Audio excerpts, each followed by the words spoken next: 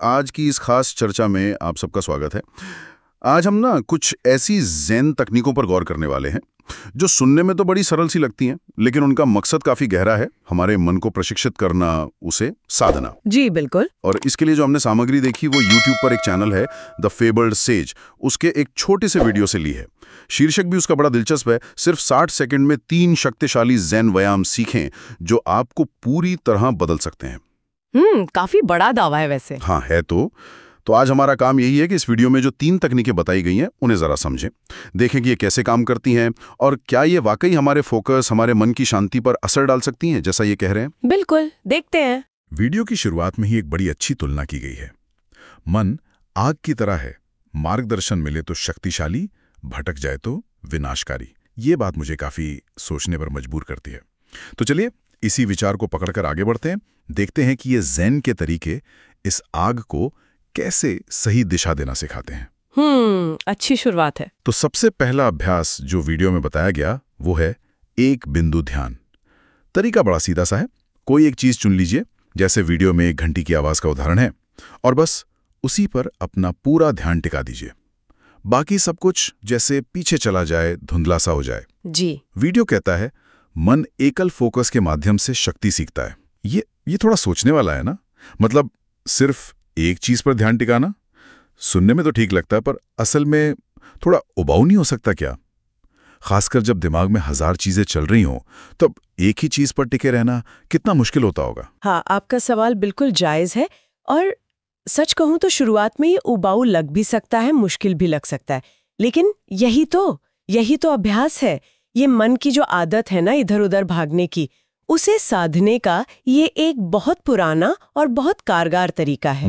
आप इसे ऐसे समझिए जैसे मन की वेट ट्रेनिंग हो। अच्छा, वेट ट्रेनिंग। और जैसा आपने कहा, ध्यान का बिंदु कुछ भी हो सकता है। वीडियो में आवाज है, पर वो आपकी सांस हो सकती है, दीवार पर कोई निशान, मोमबत्ती की लौ, या आपके शरीर में ही कोई सनसनी, कोई सेंसेशन। जरूरी ये है कि आप जानबूझकर अपना ध्यान एक जगह टिका रहे हैं। और रही बात शक्ति की, वीडियो का इशारा किस तरफ है? देखिए, ये कोई जादुई शक्ति नहीं है, ये है मानसिक ऊर्जा का केंद्रीकरण, कंसंट्रेशन। जब हमारा ध्यान बटा होता है 100 जगह पर, तो हमारी एनर्जी भी बढ़ जाती है, किसी एक काम में पूरी तरह नहीं लग पाती। लेकिन जब हम उसे एक बिंदु पर लाना सीखते हैं, तो सोच में एक स्पष्टता आती है, फोकस बढ़ता है, और हम ज्यादा असरदार तरीके से काम कर पाते हैं। ये बिल्कुल वैसा है जैसे सूरज की किरणें फैली हों तो कुछ नहीं, पर लेंस से एक जगह फोकस कर दो तो आग लगा सकती हैं। वाह, सही उदाहरण है। हाँ, तो ये मन की आग को एक रचनात्मक दिशा देना है, उसे विनाशकारी भटकाव से बचाना है। और वो जो शुरुआती मुश्किल या उबाऊपन लगता है, वो इसी ट्रेनिंग का हिस्सा है। अच्छा, तो ये एक तरह से फोकस की मांसपेशी को मजबूत करने जैसा हो गया। हाँ, ये बात समझ आती है। अब दूसरे अभ्यास पर आते हैं। वीडियो में से श्वास का सहारा कहा गया है। इसमें खास तरीका भी बताया है। नाक से 4 गिनती तक सांस अंदर लेना, फिर 2 गिनती तक रोकना, और फिर 6 गिनती तक धीरे धीरे सांस छोड़ना। जी। वीडियो ये भी कहता है कि ये ज़ेन की शुरुआत है, वर्तमान सांस की जागरूकता। ये वाक्य मुझे थोड़ा और समझना है। इसे ज़ेन की शुरुआत क्यों कहा? सांस तो हम सब लेते ही हैं, हर पल। इसमें क्या खास है? और ये 4 to 6 का पैटर्न ही क्यों, कुछ और क्यों नहीं? बहुत अच्छे सवाल हैं। देखिए, सांस को ध्यान में एक सहारा या एंकर की तरह इस्तेमाल करना, ये लगभग हर ध्यान परंपरा में मिलता है, और ज़ेन में भी। क्यों? क्योंकि सांस एक ऐसी चीज है जो हमेशा हमारे साथ है, जन्म से लेकर मृत्यु तक। ये शरीर की एक ऐसी क्रिया है जो अपने आप चलती है, हम ध्यान दें या ना दें। लेकिन ये अकेली ऐसी अनैच्छिक क्रिया है जिसे हम चाहें तो सचेत रूप से कंट्रोल भी कर सकते हैं, धीमा, तेज। हाँ, ये तो है। तो ये एक बड़ा अनोखा पुल बन जाती है, हमारे अनजाने में चलने वाले सिस्टम और हमारी सचेत जागरूकता के बीच का पुल। इसीलिए इसे ज़ेन की शुरुआत कहा गया होगा, क्योंकि जैसे ही आप अपनी सांस पर ध्यान लाते हैं, आप सीधे वर्तमान क्षण में आ जाते हैं। ना आप बीते कल की चिंता में होते हैं, ना आने वाले कल की प्लानिंग में। आप बस यहीं होते हैं, अभी इस सांस के साथ। और ये ज़ेन का जो सिद्धांत है ना, वर्तमान में जीना, उसका ये पहला प्रैक्टिकल कदम है। अच्छा, हाँ, ये बात तो सही है। अब आते हैं 4-6-2 पैटर्न पर। देखिए, ये कोई पत्थर की लकीर नहीं है। अलग अलग परंपराओं में थोड़े अलग पैटर्न भी मिल सकते हैं, लेकिन इसमें खास बात है। आप नोटिस कीजिए, सांस छोड़ने का समय 6 गिनती, सांस लेने के समय 4 गिनती से ज्यादा लंबा है। हाँ है। जब हम जानबूझकर सांस धीरे धीरे और लंबी छोड़ते हैं, तो ये हमारे शरीर का जो रेस्ट एंड डाइजेस्ट सिस्टम है, जिसे पैरासिम्पैथेटिक नर्वस सिस्टम कहते हैं, उसे एक्टिवेट करता है। शरीर को सिग्नल मिलता है कि सब ठीक है, आराम करो, कोई खतरा नहीं है, और शरीर शांत होने लगता है। दिल की धड़कन थोड़ी धीमी हो सकती है, मांसपेशियां रिलैक्स हो सकती हैं। तो ये सीधे सीधे शारीरिक और मानसिक शांति लाने में मदद करता है। तो ये सिर्फ सांस लेना नहीं है, बल्कि एक खास तरीके से सांस लेकर अपने नर्वस सिस्टम को प्रभावित करना है। अरे वाह, ये तो कमाल की बात है। मतलब इसमें तो विज्ञान और प्राचीन ज्ञान दोनों मिल गए हैं कि सिर्फ अपनी सांस लेने के तरीके को बदलकर हम अपने शरीर और मन की स्थिति को बदल सकते हैं।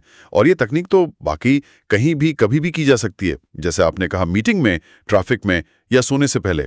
कमाल है। बिल्कुल, बहुत सुलभ है ये। चलिए अब तीसरे अभ्यास पर आते हैं। इसका नाम है कोमल वापसी। वीडियो ये समझाता है कि ध्यान करते समय मन का भटकना तो स्वाभाविक है, होगा ही। जब ऐसा हो तो बस इस बात को नोटिस करना है कि हाँ, मन भटक गया है।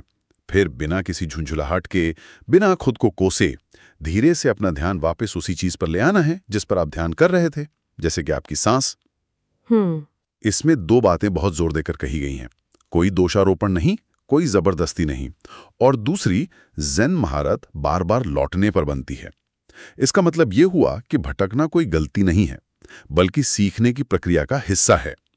पर ये जो बिना दोषारोपण वाली बात है, ये सुनने में जितनी अच्छी लगती है, करने में शायद उतनी ही मुश्किल होगी। अक्सर तो जब ध्यान टूटता है, चिढ़ होती है कि अरे यार, फिर से मन भाग गया। इस पर काबू कैसे पाया जाए? आपने बिल्कुल सही नस पकड़ी है। ये जो कोमल वापसी है और ये बिना आलोचना के स्वीकार्यता, ये शायद ज़ेन अभ्यास का सबसे ज़रूरी और हाँ, सबसे चुनौतीपूर्ण हिस्सा भी है। हमारी आदत होती है ना खुद को जज करने की, अपनी गलतियों पर निराश होने की। ध्यान में भी यही होता है। लोग सोचते हैं, अरे मुझे तो ध्यान करना आता ही नहीं, मेरा मन तो टिकता ही नहीं। हाँ, बिल्कुल ऐसा ही लगता है। ज़ेन का नजरिया यहाँ एकदम अलग है। वो कहता है कि मन का स्वभाव ही है भटकना, सोचना, विचार लाना। उसे रोकना न तो मुमकिन है और न ही जरूरी है। अभ्यास विचारों को रोकने का नहीं, बल्कि जब वो आए तो उन्हें बस देखना, पहचानना, ओ मैं सोचने लगा हूं, और फिर बिना उनमें उलझे, बिना उन्हें सही गलत ठहराए, बहुत धीरे से प्यार से अपना ध्यान वापस ले आना है। बिना उलझे। हाँ। और ये कोमलता क्यों जरूरी है? क्योंकि अगर आप हर बार भटकने पर खुद को डांटेंगे, फ्रस्ट्रेट होंगे, तो आप अभ्यास ही छोड़ देंगे। ये बिल्कुल वैसा है जैसे कोई छोटा बच्चा चलना सीख रहा हो। वो 100 बार गिरता है, अगर हर बार गिरने पर उसे डांट पड़े तो वो शायद कोशिश करना ही बंद कर दे। ये कोमलता आपको अभ्यास में बनाए रखती है। सही बात है। और वो जो दूसरी बात है, ज़ेन महारत बार बार लौटने पर बनती है, वो इसी से जुड़ी है। असल में हर बार जब आपका ध्यान भटकता है और आप उसे पहचान कर धीरे से वापस लाते हैं, वही असली अभ्यास है। वही वो क्षण है जब आप अपने ध्यान की मांसपेशी को ट्रेन कर रहे हैं। तो भटकना असफलता नहीं है, बल्कि अभ्यास करने का एक और मौका है। जितनी ज्यादा बार आप भटकें और वापस लौटें, उतनी ही आपकी जागरूकता और आपका मानसिक नियंत्रण मजबूत होता जाता है। ये मन की आग को पानी डालकर बुझाने की कोशिश नहीं है, बल्कि उसे प्यार से धीरे धीरे सही दिशा में मोड़ने जैसा है। और इसमें धैर्य रखना वही कुंजी है। ये तो पूरी सोच बदलने वाली बात है। मतलब ध्यान का लक्ष्य विचारों को खत्म करना है ही नहीं, बल्कि उनके आने जाने के प्रति सजग होना और उनसे प्रभावित हुए बिना अपने चुने हुए केंद्र पर टिके रहना सीखना है। और ये तीनों अभ्यास, एक बिंदु पर ध्यान टिकाना, सांस को सहारा बनाना और भटकने पर कोमलता से वापस लौटना, ये मिलकर एक पूरा सिस्टम बनाते लगते हैं। बिल्कुल सही समझा आपने। ये एक दूसरे के पूरक हैं। तो अगर हम इन सबको समेटें तो इस छोटे से वीडियो का निचोड़ क्या निकलता है? इसमें 2 बहुत पावरफुल वाक्य कहे गए हैं। एक तो अपने फोकस में महारत हासिल करें और जीवन अनुसरण करता है, और दूसरा शांत मन सबसे शक्तिशाली मन है।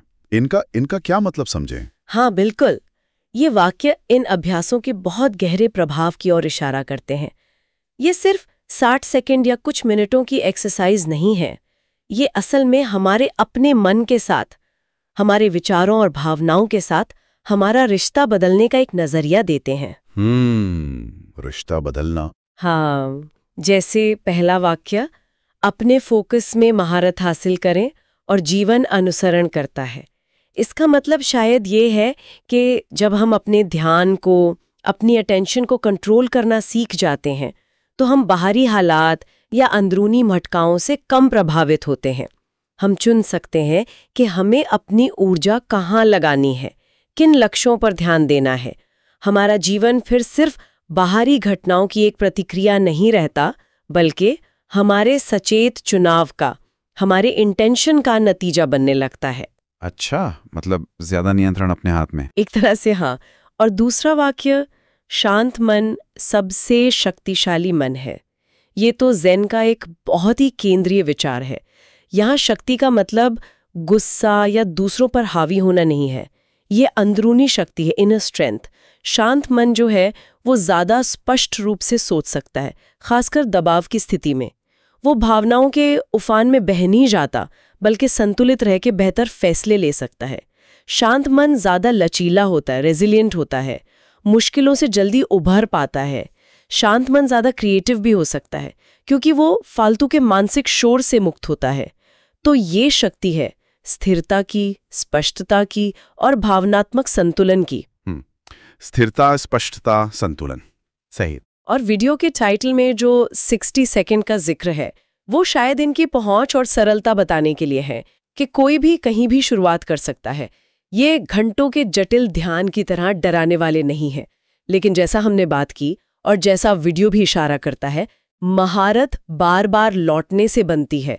तो इनमें गहराई है और लगातार अभ्यास से ही इनका पूरा फायदा मिलता है। सही कहा। अगर हम तीनों को फिर से जोड़कर देखें, एक बिंदी ध्यान हमें फोकस करने की क्षमता देता है, श्वास का सहारा हमें उस फोकस को वर्तमान क्षण में टिकाए रखने का एक तरीका देता है, और कोमल वापसी हमें भटकाव से लड़ने के बजाय उससे उभर कर वापस ट्रैक पर आने की कला सिखाती है। ये तीनों मिलकर उस शांत, शक्तिशाली मन की नींव रखते हैं जिसकी बात वीडियो में की गई है। बहुत बढ़िया। तो आज हमने द फेबल्ड सेज के वीडियो के आधार पर ज़ेन की 3 बहुत ही व्यावहारिक तकनीकों पर एक गहरी नजर डाली है। एक बिंदु ध्यान, श्वास का सहारा और कोमल वापसी। ये तकनीकें ध्यान और मानसिक शांति पाने के लिए काफी अच्छे शुरुआती कदम हो सकती हैं, जिन्हें कोई भी अपनी रोजमर्रा की जिंदगी में शामिल करने की कोशिश कर सकता है। बिल्कुल। और अंत में सोचने के लिए एक बात छोड़ जाते हैं जो इसी स्रोत से निकली है। शांत मन सबसे शक्तिशाली है। इस पर थोड़ा और सोचा जा सकता है। ये शक्ति असल में दिखती कैसी है रोजमर्रा की जिंदगी में? क्या ये मुश्किल मीटिंग में अपनी बात शांति से रख पाने की क्षमता है, या ट्रैफिक जाम में गुस्सा ना करने का संयम, या फिर कोई बुरी खबर सुनकर भी एकदम से आपा न खोने का संतुलन? ये शांत मन की शक्ति हमारे अपने जीवन में, हमारे रिश्तों में, हमारे काम में कैसे दिख सकती है? इसके बारे में सोचने से शायद इन अभ्यासों का महत्व और भी साफ हो।